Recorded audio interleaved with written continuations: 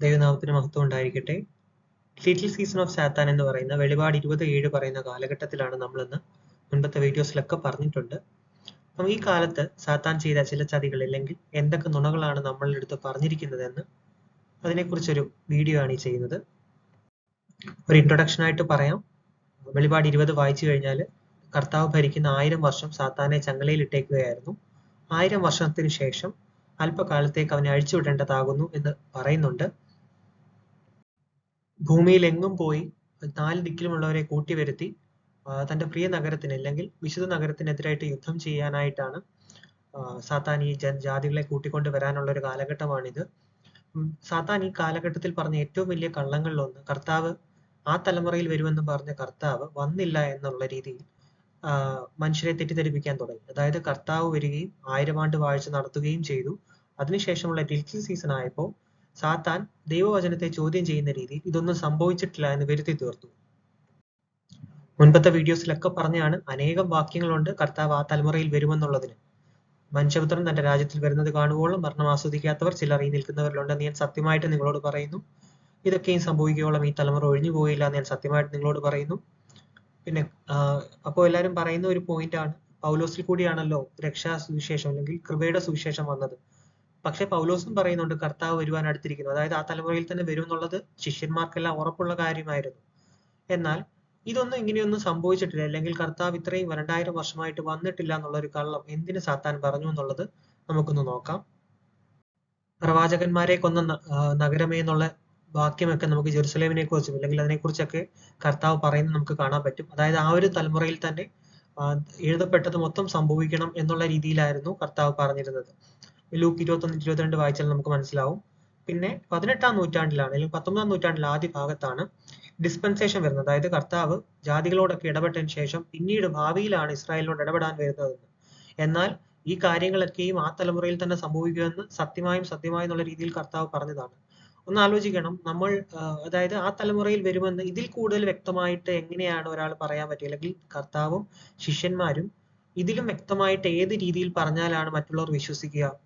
കർത്താവ് മശിയാണെന്ന് പറഞ്ഞപ്പോൾ അനേകർ വിശ്വസിച്ചില്ല എന്ന് പറയുന്നത് പോലെ തന്നെയാണ് ആ തലമുറയിൽ വരുമെന്ന് പറയുന്നതിനെ റെസിസ്റ്റ് ചെയ്ത്, ഇല്ലെങ്കിൽ കർത്താവ് പറയുന്നതിനേക്കാൾ മികച്ചത് ഇല്ലെങ്കിൽ അപ്പുറത്താണ് ഇന്നത്തെ ഡിസ്പെൻസേഷൻകാര് ഇതിങ്ങനെയൊന്നും അല്ല, കർത്താവ് അങ്ങനെ ഒന്നുമില്ല ഉദ്ദേശിച്ചത് എന്ന രീതിയിൽ പറയുന്നത്.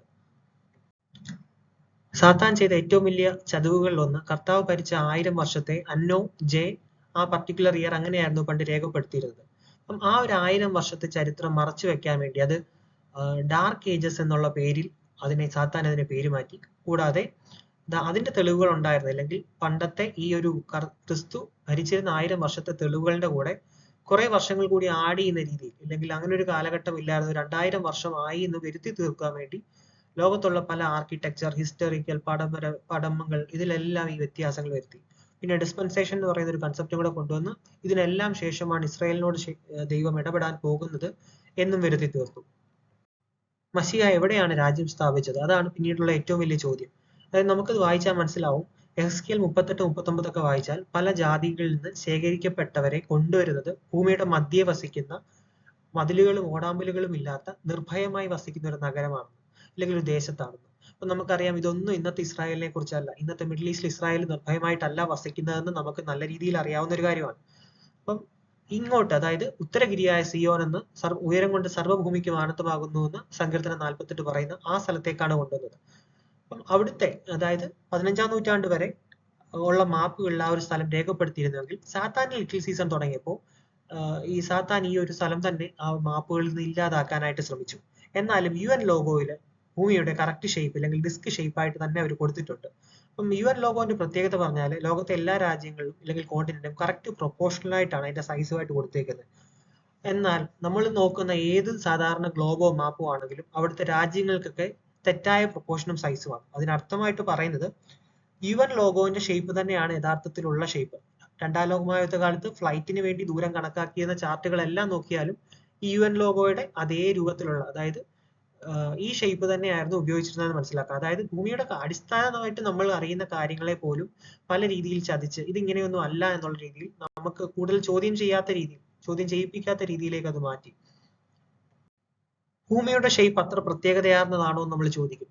ആണെന്നാണ് അതിന്റെ ഉത്തരം. കാരണം കിങ്ഡം അവിടെ ഉണ്ടെന്നുള്ള വിശ്വാസം വരണമെങ്കിൽ എന്തുകൊണ്ട് ഇവർ ഇത് ഒളിപ്പിക്കുന്നു, അല്ലെങ്കിൽ യഥാർത്ഥ സത്യം ഇവർ എന്തുകൊണ്ട് മറച്ചു വെക്കുന്നു എന്നുള്ളത്, ഇന്നത്തെ ലോകം കൺട്രോൾ ചെയ്യുന്ന ഗോഡ് ഓഫ് ദീസ് വേൾഡ് എന്ന് സാത്താനെ കുറിച്ച് പറയുന്നത് പോലെ എന്തുകൊണ്ട് ഇവരിത് ഒളിപ്പിച്ചു വെക്കുന്നു എന്നുള്ളത് നമുക്ക് മനസ്സിലാവും. അന്റാർട്ടിക്ക, ആർട്ടിക്കയിലേക്കൊക്കെ നമ്മൾക്ക് പ്രൈവറ്റ് ആയിട്ട് അല്ലെങ്കിൽ ഇൻഡിവിജ്വൽ ലെവലിൽ പോകാൻ പോലും പറ്റില്ല. ഭയങ്കര കൺട്രോൾ ഇല്ലെങ്കിൽ ആർമി കൺട്രോളും ഉള്ള സ്ഥലങ്ങളാണ് ഇതൊക്കെ. അപ്പൊ ഇതെല്ലാം ദൈവവചനത്തെ ഹൈഡ് ചെയ്ത് വെക്കാൻ വേണ്ടി, അല്ലെങ്കിൽ ദൈവം പറഞ്ഞതൊന്നും അല്ല സത്യം എന്ന് വരുത്തി തീർക്കുവാൻ വേണ്ടി സാത്താന്റെ തന്ത്രങ്ങളാണെന്ന് നമ്മൾ മനസ്സിലാക്കുക. അപ്പം അനേകം വാക്യങ്ങളുണ്ട് ഭൂമിയുടെ യഥാർത്ഥ കാര്യത്തെക്കുറിച്ച്. അതായത് നിങ്ങൾക്ക് ചില വാക്യങ്ങളിൽ മാത്രം വിശ്വസിക്കാമെന്നുള്ളതല്ല, ദൈവം പറയുന്ന എല്ലാ വാക്യങ്ങളിലും വിശ്വസിക്കണം. കാരണം ബ്രെത്ത് ഓഫ് യാഹ്വയാണ് ദൈവത്തിന്റെ വചനം എന്ന് പറയുന്നത്. ദൈവത്തിന്റെ ശ്വാസത്തിലാൽ എഴുതപ്പെടുന്ന വാക്യങ്ങളാണ് ഇതെല്ലാം. അപ്പം തീർച്ചയായിട്ടും ഇതിനെ ആസിറ്റീസ് വിശ്വസിച്ചാൽ മാത്രമേ ഇപ്പോൾ നടക്കുന്നത് ലിറ്റിൽ സീസൺ ആണെന്നും ഇവിടെ സാത്താൻ പറയുന്നതാണ് മെജോറിറ്റി ആൾക്കാർ വിശ്വസിച്ചിരിക്കുന്നതെന്നും നിങ്ങൾക്ക് മനസ്സിലാവത്തുള്ളൂ. ഉത്തരഗിരിയായ സിയോനെ കുറിച്ചിട്ടുള്ള ഒരു വാക്യമാണ് 48 സങ്കീർത്തനം 48-ന്റെ 1-2. കൂടാതെ ദൈവം ഭൂമിയെ അതൊരിക്കലും ഇളകിപ്പോകാത്ത വിധം അതിന്റെ അടിസ്ഥാനത്തിന്മേൽ സ്ഥാപിച്ചിരിക്കുന്നു. അങ്ങനെ അനേകം വാക്യങ്ങൾ നമുക്ക് കാണാൻ പറ്റും. ഞാൻ പറഞ്ഞിരുന്നു, സോക്കോൾഡ് അന്റാർട്ടിക്കയിലും ആർട്ടിക്കയിലും ഒക്കെ വൻ ആർമി സന്നാഹങ്ങളുണ്ട്. അവിടെയൊന്നും ഒരാൾക്ക് എളുപ്പത്തിൽ എത്തിപ്പെടാൻ പറ്റത്തില്ല. സോക്കോൾഡ് ആൾക്കാരെ അവിടെ കൊണ്ടുപോകുന്നു, അല്ലെങ്കിൽ ടൂറിസത്തിന് പോകുന്നു എന്ന് പറയുന്നവര് അതിന്റെ ഒരു ചെറിയ പാർട്ടിൽ മാത്രമേ പോകുന്നുള്ളൂ. അപ്പൊ യഥാർത്ഥത്തിൽ ഇവിടെ മൊത്തം ആർമി കൺട്രോൾഡ് ആയിട്ടുള്ള സ്ഥലമാണ്. കാരണം ഒരാൾ സ്വന്തമായിട്ട് ഇതൊക്കെ നടന്ന് എക്സ്പ്ലോർ ചെയ്താൽ ഇവർ പറയുന്ന, അല്ലെങ്കിൽ സയൻസ് സോക്കോൾഡ് പറഞ്ഞിരുന്ന കാര്യങ്ങളൊന്നുമല്ല യാഥാർത്ഥ്യം, അല്ലെങ്കിൽ സാത്താൻ ഒളിപ്പിച്ചു വെച്ചിരിക്കുന്ന പല രഹസ്യങ്ങളും പുറത്തു വരും എന്നുള്ളത് മനസ്സിലാക്കാം. എന്റെ മുൻപത്തെ വീഡിയോസ് കണ്ടവർക്ക് ആകാശവിധാനത്തെ കുറിച്ചുള്ള ഞാൻ കുറെ എക്സ്പ്ലെയിൻ ചെയ്ത ഒരു വീഡിയോ ഇട്ടിട്ടുണ്ട്. അതായത് സ്പേസ് എക്സിന്റെ റോക്കറ്റ് മുകളിൽ ചെന്ന് ഒരു വെള്ളം പോലൊരു വസ്തുവിൽ ഹിറ്റ് ചെയ്യുന്ന കൃത്യമായിട്ടുള്ള വീഡിയോ ഉണ്ട്. ബാക്കി ഏത് റോക്കറ്റ് നിങ്ങൾ നോക്കിയാലും എല്ലാം സൈഡ് വൈസ് പോയി കടലിൽ പോകുന്ന രീതിയിലേക്കാണ് പോകുന്നത്. എന്നാൽ സ്പേസ് എക്സ് റോക്കറ്റ് കൃത്യം ആകാശത്തിന് മീതെയുള്ള വെള്ളങ്ങളിൽ ചെന്നിരിക്കുന്ന കൃത്യമായിട്ടുള്ള വീഡിയോ എന്റെ മുൻപത്തെ ചാനലിന്റെ മുൻപത്തെ വീഡിയോസിൽ നിങ്ങൾക്ക് കാണാൻ പറ്റും. പക്ഷെ ഇതൊന്നും ഇല്ല എന്ന് വരുത്തി തീർക്കുന്ന രീതിയിലാണ് സാത്താൻ ഇന്നത്തെ ആൾക്കാരെ, അല്ലെങ്കിൽ നോളജിനെ, അറിവിനെ കൺട്രോൾ ചെയ്യുന്നത്. നമുക്ക് കിട്ടുന്ന അറിവ്, അതായത് ഇന്റർനെറ്റിൽ കൂടി കിട്ടുന്ന കാര്യങ്ങളെല്ലാം അണ്ടർ വാട്ടർ കേബിൾ വഴിയാണെന്നുള്ളത് മുൻപത്തെ വീഡിയോസിൽ ഞാൻ കാണിച്ചിട്ടുണ്ട്, ലിങ്ക് സഹിതം കാണിച്ചിട്ടുണ്ട്. എന്നാൽ ഇതൊന്നുമല്ല, സാറ്റലൈറ്റ് വഴിയാണ് എല്ലാ ഇൻഫർമേഷനും കിട്ടുന്നതെന്നാണ് മെജോറിറ്റി ആൾക്കാരും വിശ്വസിച്ച് വെച്ചിരിക്കുന്നത്. 18-ാം നൂറ്റാണ്ടോടുകൂടി ഒരു റീസെറ്റ് ഉണ്ടായി. റീസെറ്റ് എന്ന് പറഞ്ഞാൽ അന്നുണ്ടായിരുന്ന പ്രധാന നഗരങ്ങളും പ്രധാന കെട്ടിടങ്ങളും ഒക്കെ തകർത്തു. അതിനു മുമ്പ് ഉണ്ടായിരുന്ന കിങ്ഡത്തിന്റെ അറിവുണ്ടായിരുന്ന മനുഷ്യരെ കൊന്നുകളഞ്ഞു. അല്ലെങ്കിൽ പല പ്രധാന സിറ്റീസിലും മഡ് ഫ്ലഡ് എന്ന് പറയുന്ന കാര്യം നടത്തി അവിടുത്തെ അറിവുകളൊക്കെ ഇല്ലാണ്ടാക്കി. യുദ്ധങ്ങൾ നടത്തി കുഞ്ഞുങ്ങളെ, ഓർഫൻ ട്രെയിൻസുകൾ, അതായത് കുഞ്ഞുങ്ങളെ മറ്റു സ്ഥലങ്ങളിലേക്ക് വിട്ട് വളർത്തുന്ന രീതിയിലേക്ക് എത്തിച്ചു. ഹോളോകോസ്റ്റ്, അതായത് ആദ്യ തലമുറയിൽ ഫസ്റ്റ് സെഞ്ചുറിയിൽ ഉണ്ടാകുമെന്ന് പറഞ്ഞ യഹൂദരോടുള്ള ക്രോധം പിന്നീടാണ് നടത്തുന്നത് വരുത്തി തീർക്കാൻ വേണ്ടി പല കള്ളങ്ങളും, അതോടൊപ്പം തന്നെ മറ്റു മനുഷ്യരെ കൊന്നിട്ട് അതെല്ലാം യഹൂദ കൂട്ടക്കൊലയാണെന്ന് പറയുന്നതും ഒക്കെ നമുക്ക് ഈ കാലഘട്ടത്തിൽ കാണാൻ പറ്റി. അപ്പം ഇതെല്ലാം ദൈവവചനത്തെ ചോദ്യം ചെയ്യാൻ വേണ്ടി സാത്താൻ ഒരുക്കിയ ചില തന്ത്രങ്ങളാണ്. അതായത് ഇസ്രായേലിന്റെ, ഇന്നത്തെ മിഡിൽ ഈസ്റ്റിലുള്ള ഇസ്രായേൽ ഫോം ചെയ്യുന്നത് തന്നെ ഒരുപക്ഷെ യഥാർത്ഥത്തിൽ നോർത്ത് പോളിലുള്ള കിങ്ഡം അറിവായി, അല്ലെങ്കിൽ എല്ലാവരും അറിയാതിരിക്കാൻ വേണ്ടിയാണ്. ഒരുപക്ഷെ നോർത്ത് പോളിലുള്ള കിങ്ഡം ദൈവത്തിന്റെ രാജ്യത്തെക്കുറിച്ച് എല്ലാവരും അറിഞ്ഞാൽ അതിൽ ദൈവത്തിൽ വിശ്വസിക്കുന്നു, അല്ലെങ്കിൽ ഇന്നത്തെ സോക്കോൾഡ് എത്തിസ്റ്റുകളൊക്കെ അതിൽ വിശ്വസിക്കും എന്നുള്ളത് കൊണ്ട് ഒളിപ്പിച്ചു വെക്കാൻ വേണ്ടിയാവണം പ്രശ്നകലുഷിതമായിട്ട് തന്നെ ഇന്നത്തെ ഇസ്രായേലിനെ അവർ നിർത്തുന്നത്. യഥാർത്ഥത്തിലുള്ള ഇസ്രായേലിന്റെ ദൈവം പറഞ്ഞത് ആ തലമുറയിൽ തന്നെ എഴുതപ്പെട്ടത് സകലതും ആ തലമുറയിൽ നിവർത്തിയാകുമെന്നാണ് കർത്താവ് അന്ന് പറഞ്ഞിരുന്നത്. ആൻ ഫ്രാങ്കിന്റെ ഡയറിയിൽ പല പേജിൽ പല ഹാൻഡ് റൈറ്റിംഗ് ആയിട്ടാണ് എഴുതിയിരിക്കുന്നത്. 1951 ശേഷം എഴുതപ്പെട്ട അനേകം ഭാഗങ്ങൾ ഉണ്ടെന്നും പറയപ്പെടുന്നു. അപ്പം ഇതെല്ലാം മോറോർലെസ് ഇതൊരു പൊളിറ്റിക്കൽ ഐഡിയോളജി, അല്ലെങ്കിൽ ഭാവിയെ കൺട്രോൾ ചെയ്യാൻ വേണ്ടിയുള്ള കുറെ കാര്യങ്ങളായിട്ട് കൂടി നമ്മൾ മനസ്സിലാക്കേണ്ടതാണ്. അതായത് ഇന്ന് നമ്മൾ സോക്കോൾഡ് അറിയുന്ന ചരിത്രമൊക്കെ പലരും കൺട്രോൾ ചെയ്ത്, അല്ലെങ്കിൽ മാനിപ്പുലേറ്റ് ചെയ്ത് നമ്മളെ എത്തിക്കേണ്ട രീതിയിൽ, അല്ലെങ്കിൽ നമ്മൾ എങ്ങനെ ചിന്തിക്കണമെന്ന് ഡയറക്റ്റ് ചെയ്യാൻ വേണ്ടിയാണ് പലരും ഇത്തരത്തിലുള്ള കാര്യങ്ങളൊക്കെ സൃഷ്ടിച്ചിരിക്കുന്നത്. ഇന്നത്തെ ഇസ്രായേലിനെ ഒരു ക്ലോക്കായിട്ട് മാത്രം കണ്ടാൽ മതി എന്നുള്ളത് മുൻപത്തെ വീഡിയോസിൽ ഞാൻ പറഞ്ഞിട്ടുണ്ട്. പലരും ചോദിക്കും, ഇനി മൂന്നാമത്തെ ദേവാലയം ഇനി വരുന്നില്ലയോ, ഇല്ലെങ്കിൽ അത് വരുമ്പോൾ എന്ത് ചെയ്യും എന്നുള്ളത്. അപ്പൊ അവിടെ പറയാനുള്ളത്, കർത്താവ് മാത്യു 24 ഇല്ലെങ്കിൽ ലൂക്ക് 21 കല്ലിന്മേൽ കല്ലില്ലാതെ അത് ഇളകി പോകും, ഇല്ലെങ്കിൽ അത് തകർക്കപ്പെടുമെന്ന് പറഞ്ഞത് അതേ ദേവാലയത്തെ കുറിച്ച് തന്നെയാണ് വെളിപാട് 11 പറയുന്നത്. കാരണം വെളിപാട് എഴുതപ്പെടുന്നത് AD 65 മുൻപാണ്.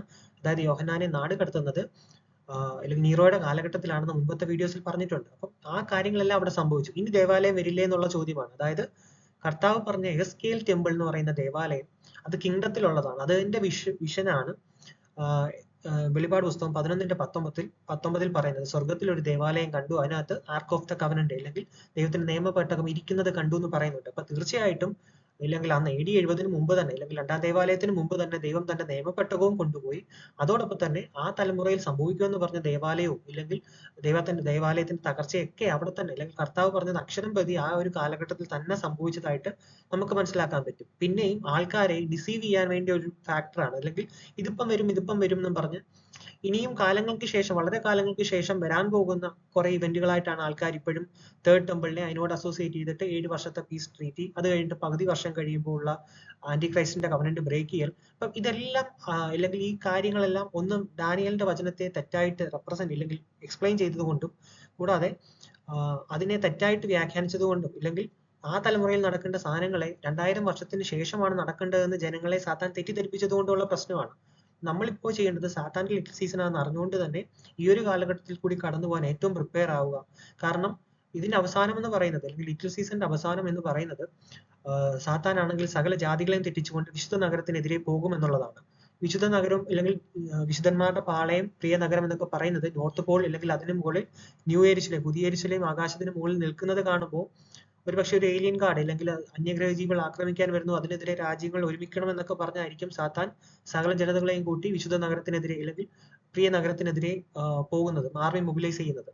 അപ്പം ഇത്തരത്തിലുള്ള കാര്യങ്ങളെയൊക്കെ വ്യക്തമായിട്ട്, അല്ലെങ്കിൽ കർത്താവ് പറഞ്ഞത് അസിറ്റീസ് നടക്കുമെന്ന് വിശ്വസിക്കുക, കർത്താവ് പറഞ്ഞത് മാത്രമാണ് ശരിയെന്നും വിശ്വസിക്കുക. റോമൻസിൽ പറയുന്നുണ്ട്, let God alone be right and all men a liar, അതായത് ദൈവം മാത്രം സത്യവാനെന്നും സകല മനുഷ്യരും ഭോഷ്ക് പറയുന്നവർ എന്നേ വരൂ. അപ്പം കർത്താവ് പറഞ്ഞ ആ കാര്യങ്ങൾ അതേ സമയത്ത് നടന്നു എന്നുണ്ടെങ്കിൽ അങ്ങനെ മാത്രം വിശ്വസിക്കുന്നവരെ സംബന്ധിച്ചാണ് ഞാൻ ഈ പറയുന്നത്. അങ്ങനെയുള്ളവർ വിശ്വസിക്കുക. അതായത് ഇത് ലിറ്റിൽ സീസൺ ആണ്. ലിറ്റിൽ സീസണിന്റെ അവസാനം എന്ന് പറയുന്നത് ഗോഗുമാഗോഗ് യുദ്ധം 38, എസെക്കിയേൽ 38, അല്ലെങ്കിൽ വെളിപാട് 20 പറയുന്ന ആ ഒരു യുദ്ധമാണ്. അപ്പൊ ഇതിനുശേഷം ന്യായവിധി, അല്ലെങ്കിൽ ഫൈനൽ വൈറ്റ് ത്രോൺ ജഡ്ജ്മെന്റ് ആണ്. അതിനുവേണ്ടി പ്രിപ്പയർ ചെയ്യുക. അതായത് മനുഷ്യപുത്രന്റെ മുമ്പിൽ നിൽക്കേണ്ടതിന് സദാകാലവും ഉണർന്നിരുന്ന് പ്രാർത്ഥിപ്പിൻ എന്ന് പറയുന്നത് പോലെ നമ്മുടെ തെറ്റുകളും, അല്ലെങ്കിൽ നമ്മുടെ കുറ്റങ്ങളും ഒക്കെ പ്രായശ്ചിത്തം നേടുക, അല്ലെങ്കിൽ പ്രായശ്ചിത്തമായിട്ട് പ്രാർത്ഥിക്കുക. അതിനുവേണ്ടി, അല്ലെങ്കിൽ ദൈവത്തിന് മുമ്പിൽ നിൽക്കുന്നതിന് വേണ്ടി പ്രിപ്പയർ ചെയ്യുക. ന്യായവിധിയിൽ നിന്ന് രക്ഷപ്പെടുവാൻ വേണ്ടി, അല്ലെങ്കിൽ ദൈവത്തിന്റെ കൃപ മൂലം ന്യായവിധിയിൽ നിന്ന് രക്ഷപ്പെടുവാൻ വേണ്ടി പ്രാർത്ഥിക്കുക. അപ്പൊ ഇതാണ് എനിക്ക് പറയാനുള്ളത്. ദൈവത്തിന് നന്ദി.